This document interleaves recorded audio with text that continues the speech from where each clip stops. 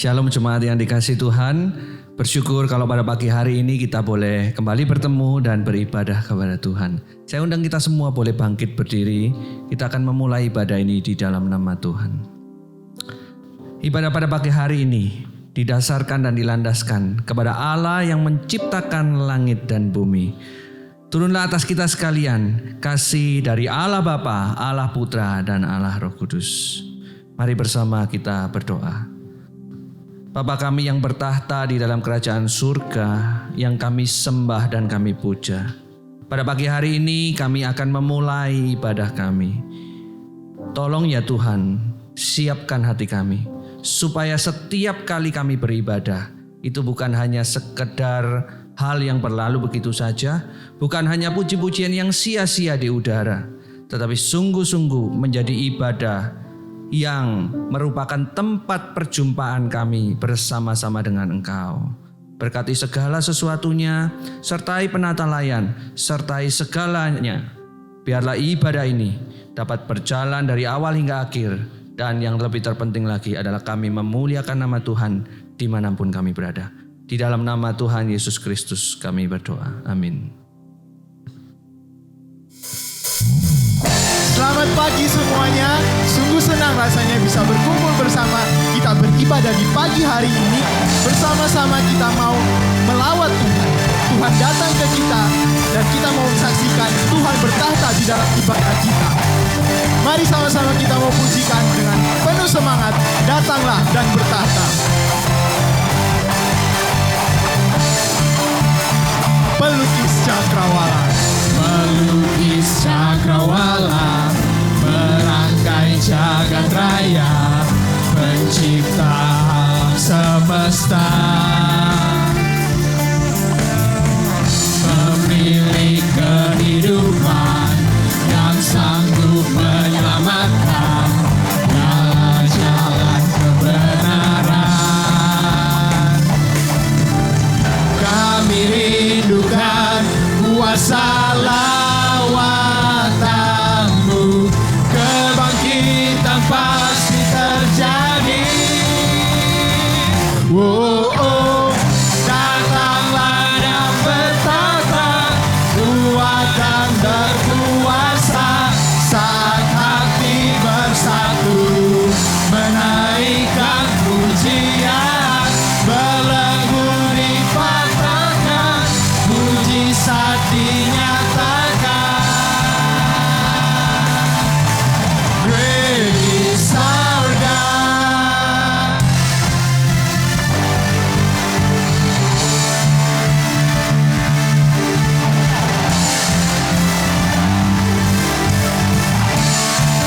Pemilik kehidupan.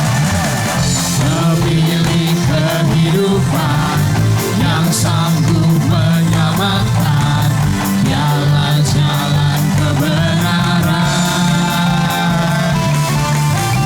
Kami rindukan kuasa lawatanmu, kebangkitan pasti terjadi.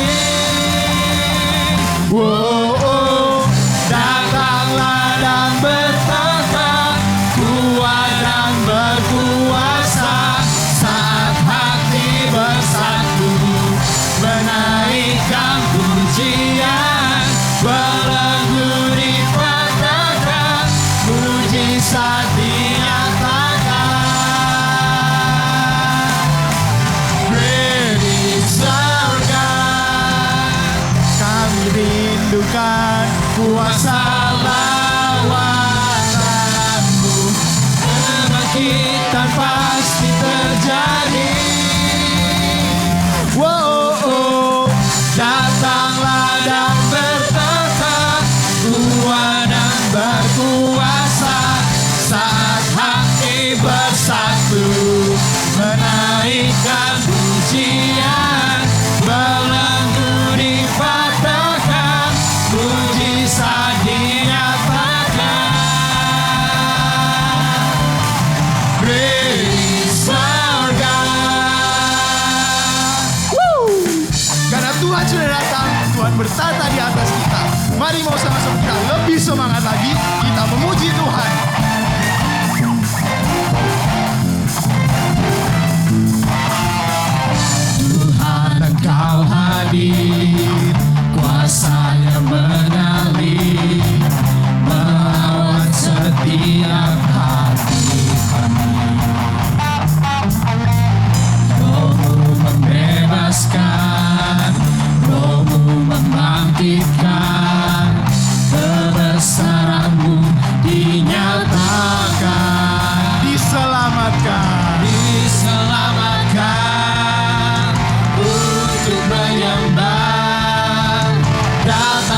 kerajaanmu di dunia. Di hadapan tatamu seluruh jiwa menyatu, nyanyikan pujian senada dengan surga. Kami datang bersatu, sembah puji namamu, semesta bersuka bersama dengan surga.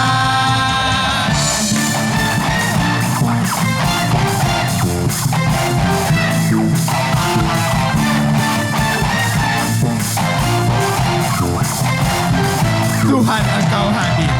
Tuhan Engkau hadir, kuasa-Nya mengalir, melawat setiap hati kami. Roh-Mu membebaskan, Roh-Mu membangkitkan, kebesaran-Mu dinyatakan. Diselamatkan untuk menyembah. Datanglah kerajaanmu di dunia. Semuanya Di hadapan tatamu seluruh jiwa menyatu, nyanyikan pujian senada dengan surga. Kami datang bersatu, sembah puji namamu, semesta bersuka bersama dengan surga.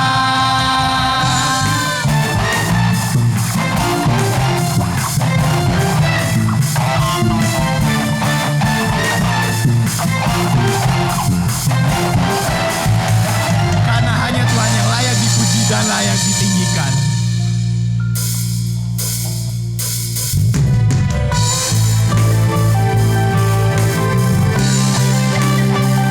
Mari saat ini kita mau menyiapkan hati kita, karena hanya Tuhan yang layak dipuji dan hanya Tuhan yang layak disembah.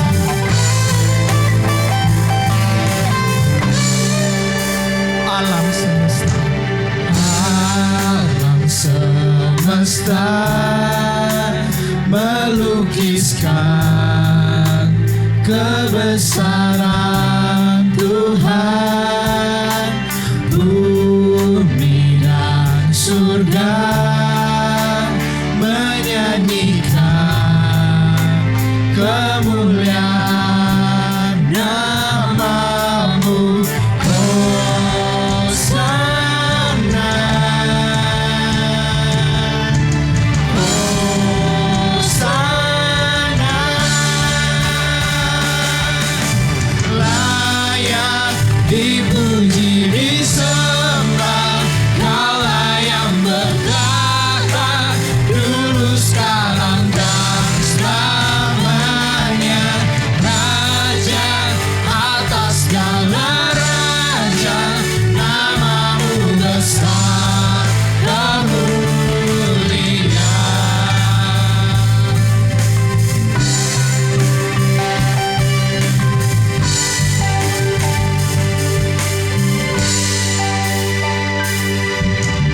Alam semesta melukiskan kebesaran Tuhan, bumi dan surga menyanyikan kemuliaan namamu.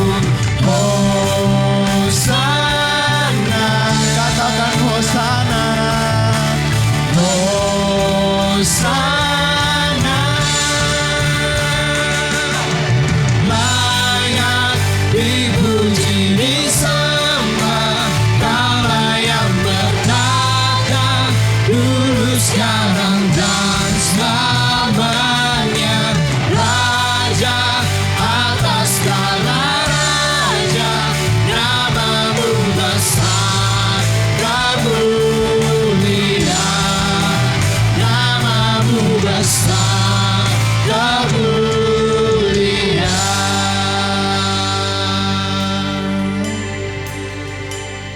Mari saat ini kita bersama-sama, kita mau masuk ke dalam doa syafaat. Mari kita mempersiapkan hati kita, teman-teman. Ya Tuhan, pada saat ini kami berkumpul bersama ya Tuhan. Kami ingin mendoakan untuk pasien corona yang ada di Indonesia ya Tuhan. Engkau tahu ya Tuhan, di negara kami ini tingkat kasusnya makin naik terus ya Tuhan. Tuhan, jujur kami takut ya Tuhan. Kami tidak tahu masa depan seperti apa ya Tuhan. Tidak ada yang bisa kami sandarkan, karena hanya Engkau yang bisa kami sandarkan ya Tuhan.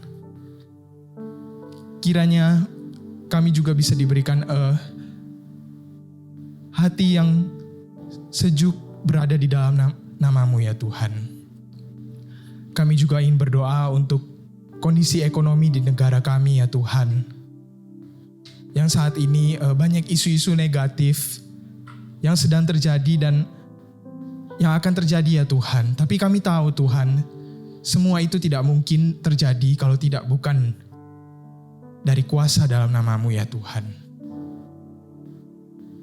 Kami juga berdoa untuk setiap kami ya Tuhan, yang mungkin saat ini masih beraktivitas di luar ya Tuhan. Tuhan tolong berikan kami kesehatan senantiasa ya Tuhan. Tuhan yang menguatkan kami, Tuhan yang melawat kami, Tuhan yang melindungi kami dari segala mara bahaya ya Tuhan. Hanya dalam nama-Mu saja ya Tuhan, kami merasa tenang ya Tuhan. Tuhan yang tolong berkati ya Tuhan. Semoga apa yang kami telah doakan ini ya Tuhan, boleh Engkau dengar ya Tuhan. Dan kiranya semuanya boleh berjalan menurut waktu dan rencana-Mu ya Tuhan. Terima kasih ya Tuhan, hanya di dalam nama-Mu kami telah berdoa. Amin.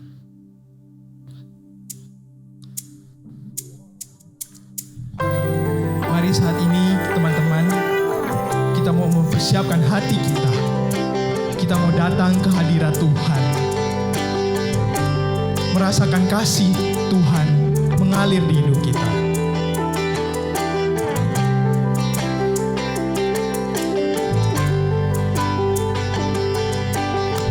All my life, I'm seeking your embrace.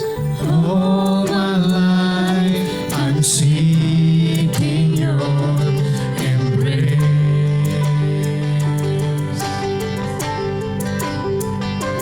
Holy Spirit, come, I need your touch and grace. Show me your unfailing love and let me know you are here.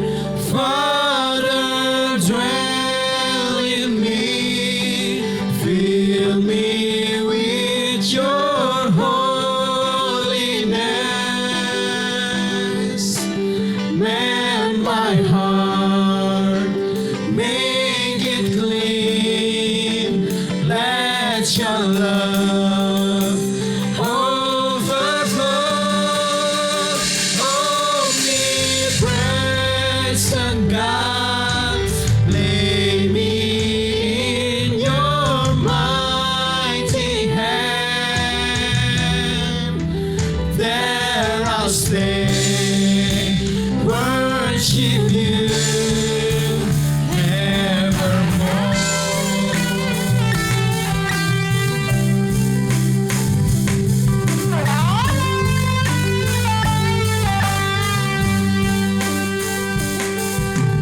All my life I'm seeking your embrace.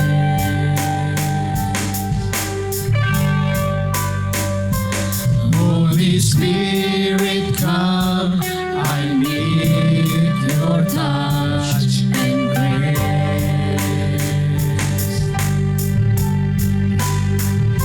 Show me your unfailing love and let me know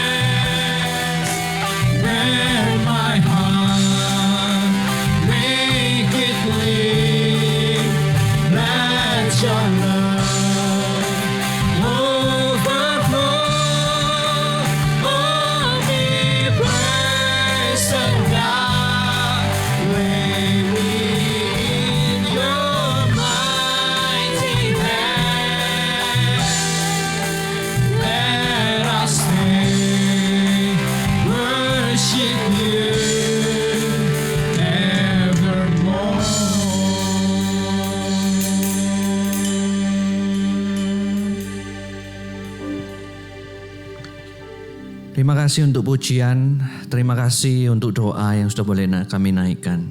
Dan sekarang kami akan mendengarkan yang terbaik daripada Tuhan, yaitu bersimpuh di bawah kaki-Mu untuk menerima firman Tuhan. Ubahkan hati kami ya Tuhan, biarlah kami boleh siap untuk mendengar, boleh siap untuk melakukan firman Tuhan. Urapi hamba-Mu yang akan menyampaikannya dan urapi kami semua yang akan mendengarnya. Di dalam nama Tuhan Yesus Kristus kami berdoa. Amin. Shalom jemaat yang dikasihi Tuhan. Sungguh bersyukur kalau pada pagi hari ini saya boleh diberikan kesempatan sekali lagi untuk menyampaikan firman Tuhan di tempat ini. Pada pagi hari ini firman Tuhan diambil dari kitab Wahyu. Pasal yang keempat, ayat yang pertama hingga ayat yang ke-11.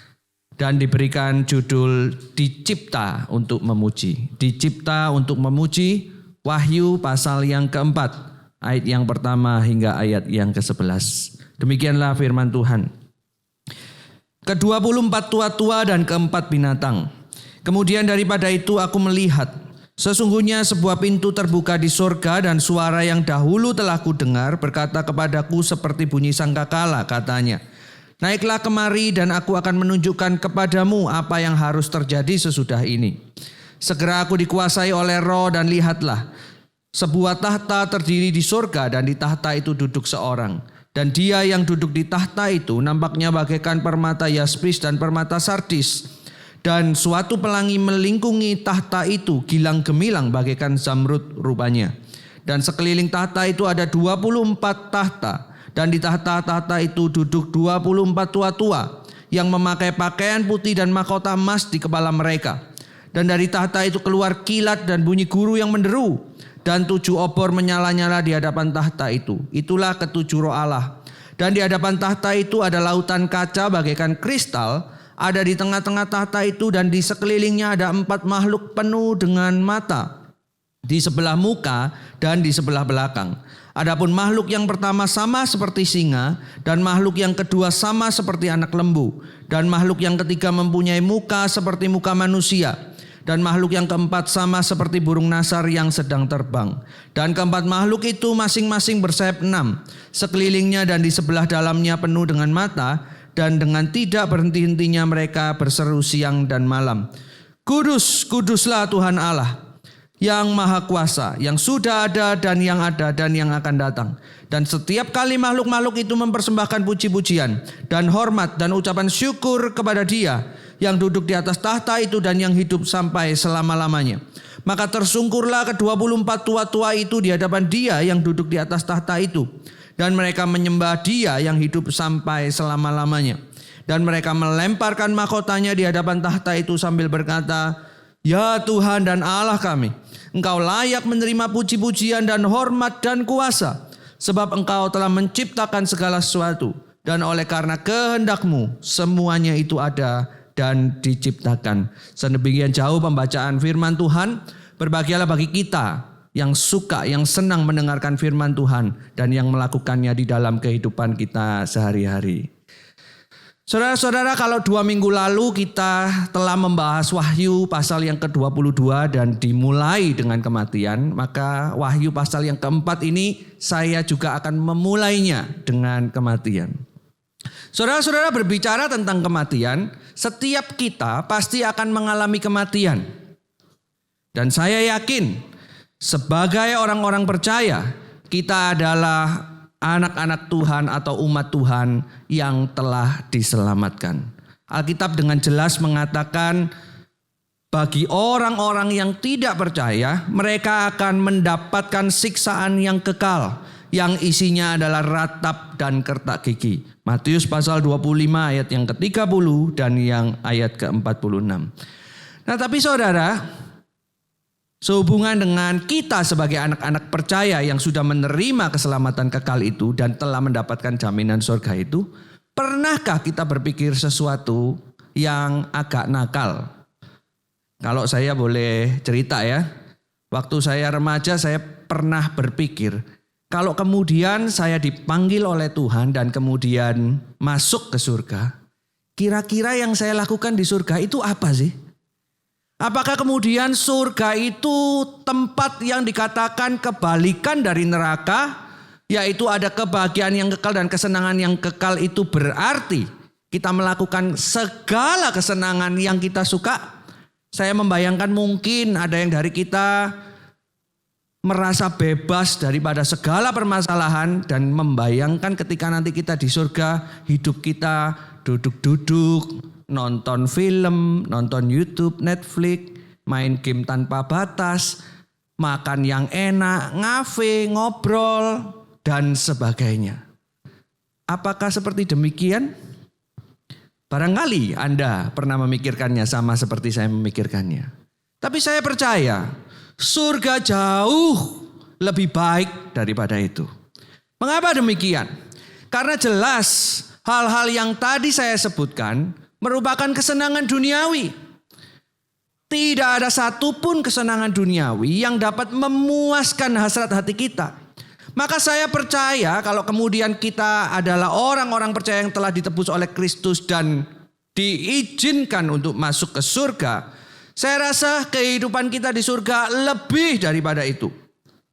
Lebih daripada sekedar main game, lebih dari sekedar nonton film, lebih dari sekedar bersenang-senang dengan kawan-kawan. Karena kesenangan kita adalah kesenangan rohani. Lalu apa itu kesenangan rohani? Wahyu pasal 4 ayat yang ke-11 dengan jelas berkata bahwa ketika seseorang berada di dalam kekekalan yang mereka lakukan untuk mendapatkan kepenuhan rohani adalah memuji dan memuliakan Allah. Apakah yang dimaksud memuji dan memuliakan Allah itu kerjaan kita hanya menyanyi terus begitu seperti yang baru saja kita lakukan? Tentu tidak.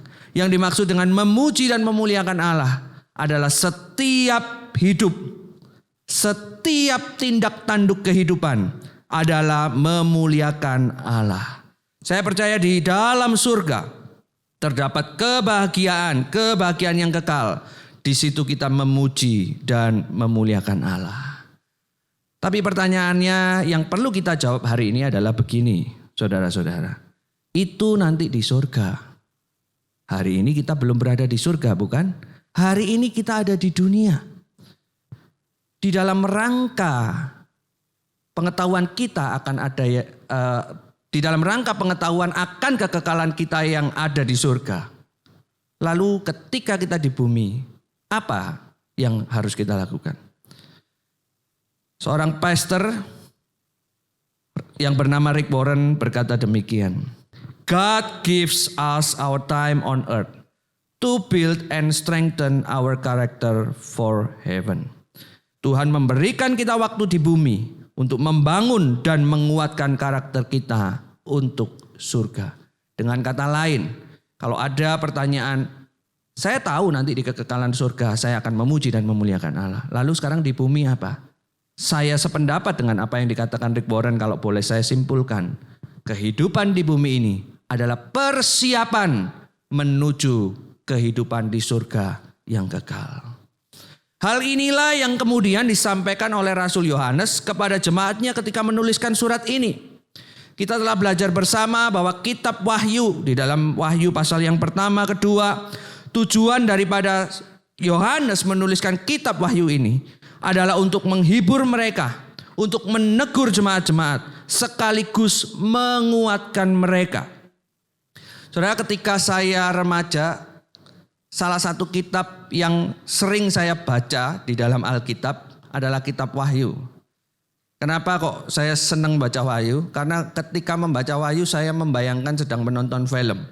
Ada naga, ada makhluk berkepala 4 yang kemudian lagi perang-perangan. Saya membayangkan ketika membaca kitab Wahyu saya sedang main Clash of Clans, barangkali nonton Lord of the Ring, Hobbit, atau mungkin Star Wars. Yang kemudian ada perang-perang antara si jahat dan kemudian si baik, walaupun saya tidak tahu artinya. Tapi kita tahu bersama bahwa di zaman jemaat membaca belum ada film itu, belum ada game. Maka apa yang kita baca tentu dikenal oleh mereka. Dan kita harus belajar sedikit untuk mengerti apa yang dimaksudkan oleh Yohanes. Ketika para jemaat membaca surat ini, surat penglihatan Yohanes, mereka dengan jelas mengerti apa yang dimaksudkannya.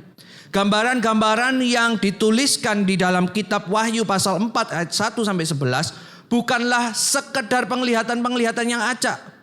Bukanlah sekedar gambaran-gambaran yang tidak dimengerti oleh jemaat. Tidak. Tetapi gambaran-gambaran itu adalah makna-makna atau simbol-simbol yang dimengerti oleh jemaat. Misalnya gambaran tahta, gambaran seorang yang tadi kita baca.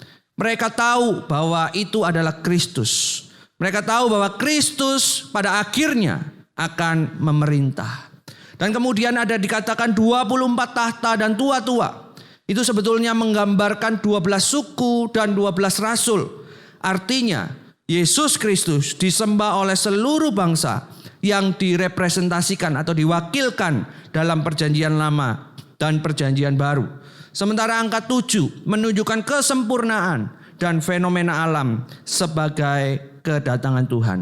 Dan makhluk yang kita baca tadi di ayat yang keempat, ayat yang kedua, itu sama dengan apa yang digambarkan di dalam Yesaya 6 ayat yang kedua dan yang ketiga yang berbunyi demikian.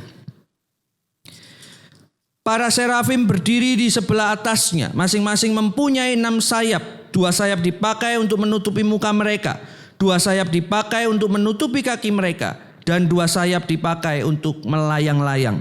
Dan mereka berseru seorang kepada seorang, katanya, Kudus, kudus, kuduslah Tuhan semesta alam, seluruh bumi penuh kemuliaannya.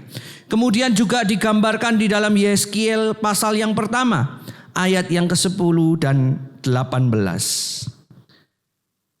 Ketika jemaat membaca surat Wahyu, gambaran daripada Yohanes ini, mereka mengerti bahwa simbol-simbol itu menggambarkan Allah yang agung yang akan datang untuk kedua kalinya dan bertata di muka bumi.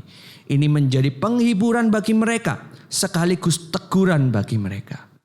Tapi menariknya, khusus pasal 4 ayat yang pertama sampai yang ke-11 bukan hanya berbicara mengenai Allah yang datang kedua kalinya, tetapi berbicara juga mengenai bagaimana panggilan Tuhan.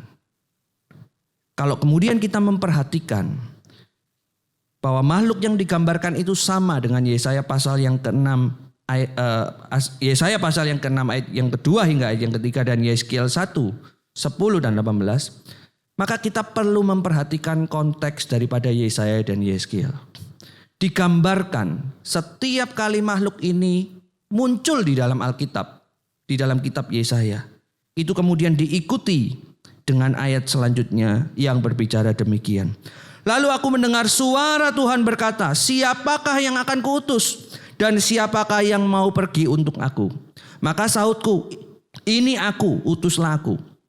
Kemudian firman-Nya, pergilah dan katakanlah kepada bangsa ini, dengarlah sungguh-sungguh tetapi mengerti jangan. Lihatlah sungguh-sungguh tetapi menanggap jangan. Buatlah hati bangsa ini keras dan buatlah telinganya berat mendengar dan buatlah matanya melekat tertutup. Supaya jangan mereka melihat dengan matanya dan mendengar dengan telinganya dan mengerti dengan hatinya lalu berbalik dan menjadi sembuh. Kalau kita kemudian membandingkan dengan Yeskiel ayat yang pertama 10 dan 18 itu diikuti dengan Yeskiel pasal yang kedua ayat yang ketiga yang juga berkata demikian. Firman-Nya kepadaku, hai anak manusia, aku mengutus engkau kepada orang Israel, kepada bangsa pemberontak yang telah memberontak melawan aku. Mereka dan nenek moyang mereka telah mendurhaka terhadap aku sampai hari ini juga.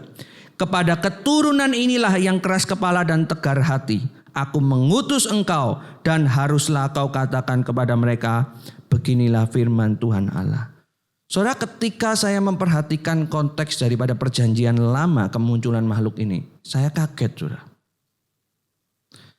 Kitab Wahyu ini selain tadi saya bilang dimengerti oleh jemaat, dan jemaat mengerti dengan sangat Allah akan datang kedua kalinya memberikan penghiburan, bertahta atas segala sesuatu. Ini juga merupakan sebuah panggilan bagi gereja yang dilayani oleh Yohanes.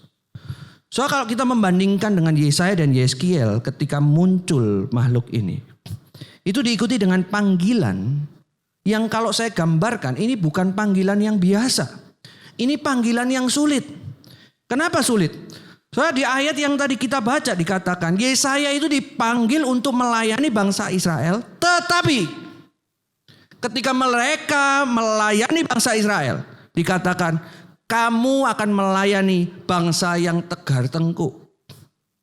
Yeskiel juga sama. Kamu akan melayani bangsa yang telinganya menebal.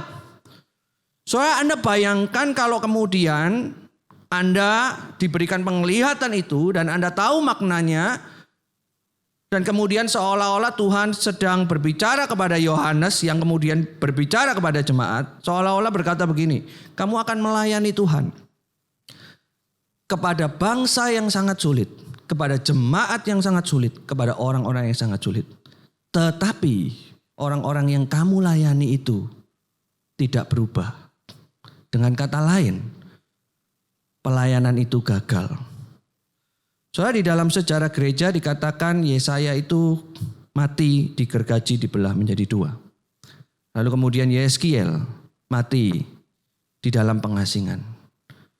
Berapa banyak orang yang bertobat yang dilayani oleh Yesaya dan Yeskiel? Barangkali tidak banyak. Karena memang dari awal panggilan itu ditujukan kepada mereka untuk menunjukkan betapa bebalnya Israel yang kemudian akan dihukum. Saudara, tentu saya tidak mengatakan bahwa kita dipanggil untuk gagal. Bukan. Tetapi makna dari konteks ini dan gambaran ini mau mengatakan kepada kita, kalau kita sudah punya sorga, maka kita dipanggil untuk memuji dan memuliakan Allah. Kalau kita mau memuji dan memuliakan Allah, itu artinya kita dipanggil untuk melayani. Sekalipun di dalam pelayanan itu, pelayanan yang sangat-sangat sulit dan tidak mungkin. Saudara, jemaat daripada Yohanes yang digambarkan di dalam kitab Wahyu ini, yang diberikan kitab Wahyu ini, dipanggil untuk melayani di tengah-tengah kondisi yang sulit. Tuhan akan memberikan kekuatan. Tuhan akan memberikan penghiburan. Tuhan akan bertata. Tetapi Tuhan juga memberikan tugas kepada mereka untuk memuliakan Dia dengan cara melayani Dia di tempat yang sangat sulit. Saudara, satu kali saudara, saya pernah iseng-iseng apply atau melamar kerja di Google, saudara. Karena Google ini adalah sebuah perusahaan ternama yang buat saya keren banget kalau bisa kerja di Google.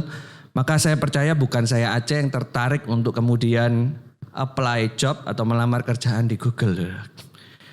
Nah tentu di dalam melamar pekerjaan itu ada beberapa hal yang harus dipenuhi. Ada beberapa persyaratan yang harus dipenuhi. Tentu saja yang pertama kualifikasi teknis, artinya bidang apa yang kita lamar, tentu kita harus cakap di dalam bidang yang kita lamar itu. Tapi yang menarik bagi saya adalah ketika saya menyelesaikan hari pertama untuk hal-hal teknis, hari kedua itu diberitahukan kepada kita, para pelamar-pelamar pekerja itu begini. Besok kita akan wawancara.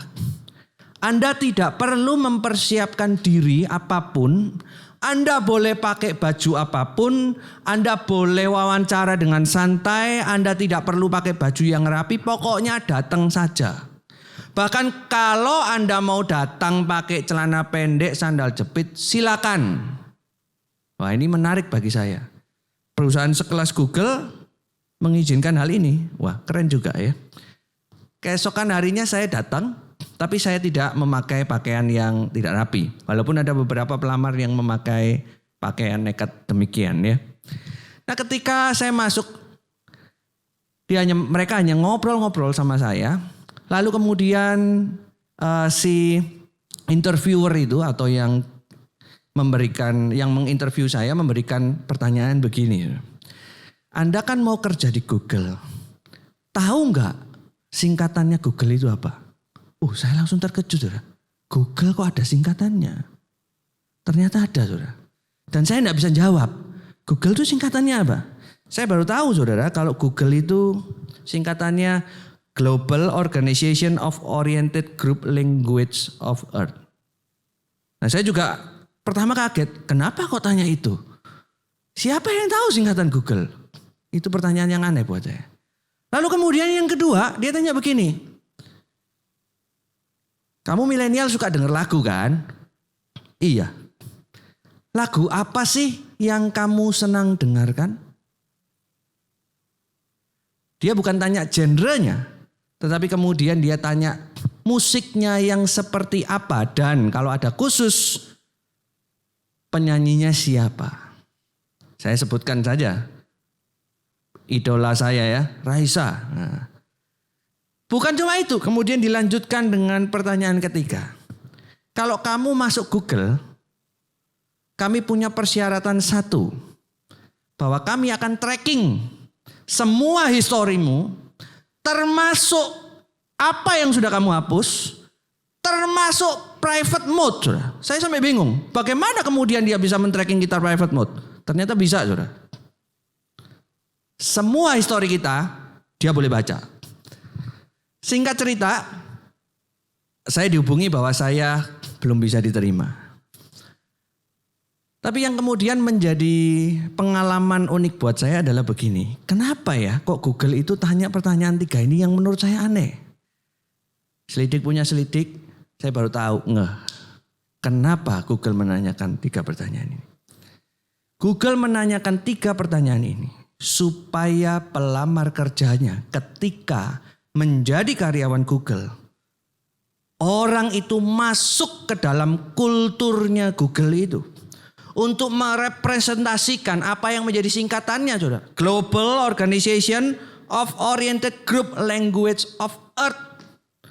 Menjadi bagian dari Google dan mempromosikannya melalui apa yang dikerjakan. Entahkah itu melalui musik yang disuka, entahkah itu melalui histori.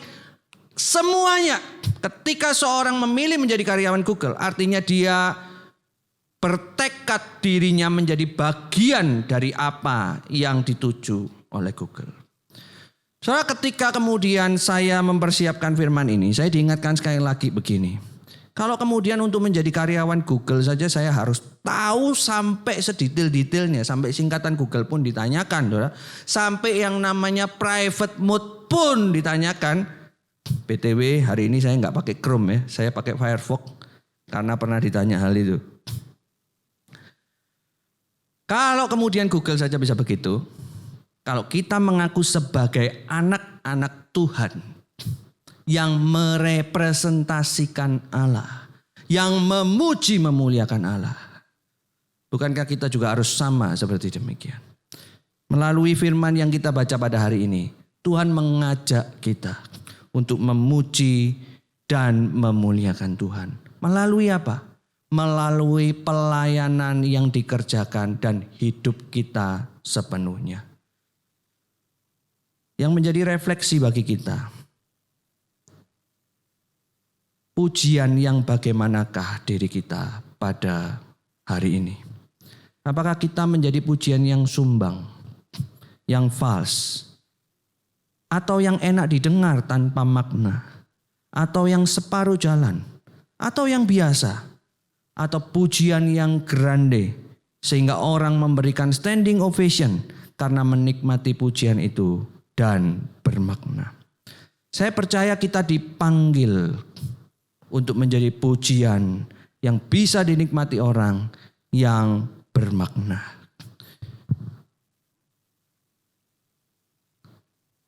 Seorang worship leader berkata begini, worship is about who we are, about who or what our God is, and about how we choose to live. Harold Bass, pemimpin pujian sekaligus teolog ibadah, merumuskan dengan kata-kata yang sangat indah bahwa pujian adalah tentang siapa kita, tentang siapa atau apa Tuhan kita, dan bagaimana kita memilih untuk hidup. Soalnya kalau kita menjadi anak-anak Allah, tentu kita harus memuji dan memuliakan Allah. Itu artinya kita dipanggil melayani sama seperti jemaat. Melayani di tempat yang sulit, melayani apapun juga. Kalau kita benar-benar memuji Allah, kita tahu siapa diri kita tahu siapa Tuhan, dan kita tahu bagaimana memilih hidup sebagai anak-anak Tuhan. Maka take home message pada pagi hari ini, dicipta untuk memuji. Artinya setiap kita dipanggil untuk melayani Allah. Karena kesadaran kita akan siapa diri kita dan siapa dia. Yesus Tuhan dan Allah kami,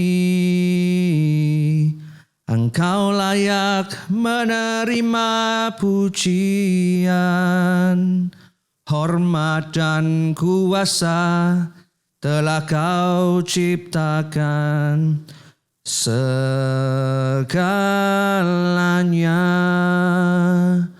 Oleh karena kehendak-Mu,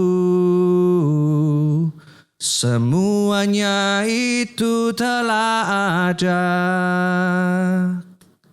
dan diciptakan untuk kemuliaan-Mu. Terpujilah Tuhan. Saudara, ayat yang ke-11 dituliskan dengan kata aksios, dimulai dengan huruf alfa atau A. Dan kemudian diakhiri dengan kata krito, diakhiri dengan huruf O atau omega. Jadi Yohanes menuliskan ayat yang ke-11 ini. Dimulai huruf alfa, diakhiri dengan omega. Untuk menunjukkan, untuk menyadarkan jemaat yang membacanya. Dialah Allah atas segala sesuatu, yang berkuasa atas semesta. Dia hadir untukmu. Dia akan datang kedua kali.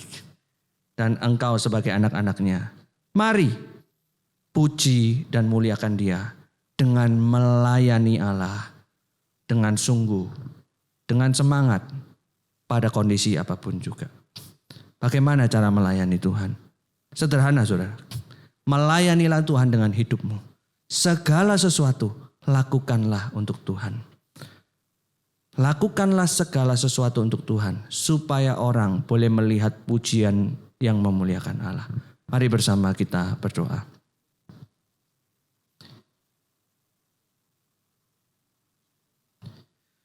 Terima kasih Tuhan untuk firman-Mu yang boleh menguatkan kami. Kami belajar daripada penglihatan Yohanes yang bukan sekedar penglihatan biasa. Penglihatan yang ternyata dimengerti makna dan simbolnya oleh jemaat mula-mula. Dan yang kini disingkapkan kepada kami. Ajar kami untuk kami boleh mengerti makna itu. Boleh menyimpan makna itu dan kemudian boleh melakukan makna itu. Kami rindu. Kami menyembah, memuji Tuhan dengan melayani Tuhan. Di dalam setiap waktu, di dalam segala hal. Meteraikan firman ini di dalam kehidupan kami. Di dalam nama Tuhan Yesus Kristus kami berdoa. Amin. Mari dengan bangkit berdiri, dengan seluruh umat di seluruh dunia dan segala zaman, kita ikrarkan pengakuan iman rasuli. Aku percaya kepada Allah, Bapa yang Maha Kuasa, Khalik langit dan bumi, dan kepada Yesus Kristus anaknya yang tunggal Tuhan kita, yang dikandung dari Roh Kudus, lahir dari anak darah Maria, yang menderita sengsara di bawah pemerintahan Pontius Pilatus, disalibkan, mati dan dikuburkan, turun ke dalam kerajaan maut. Pada hari yang ketiga, bangkit pula dari antara orang mati, naik ke surga, duduk di sebelah kanan Allah Bapa yang Maha Kuasa. Dan dari sana Ia akan datang untuk menghakimi orang yang hidup dan yang mati.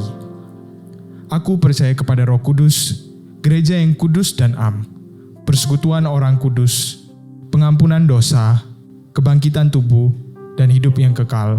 Amin.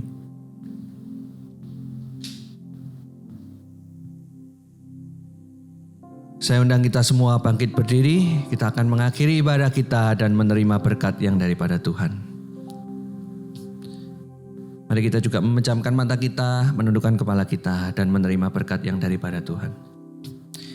Kasih karunia Allah yang berlimpah-limpah, penebusan daripada Tuhan kita Yesus Kristus, kekuatan penghiburan, semangat untuk melayani yang daripada Allah Roh Kudus menyertai kita dari sekarang sampai selama-lamanya. Amin. Jemaat dipersilakan duduk, silakan mengambil saat teduh. Ibadah kita selesai, sampai jumpa di minggu depan. Tuhan Yesus memberkati.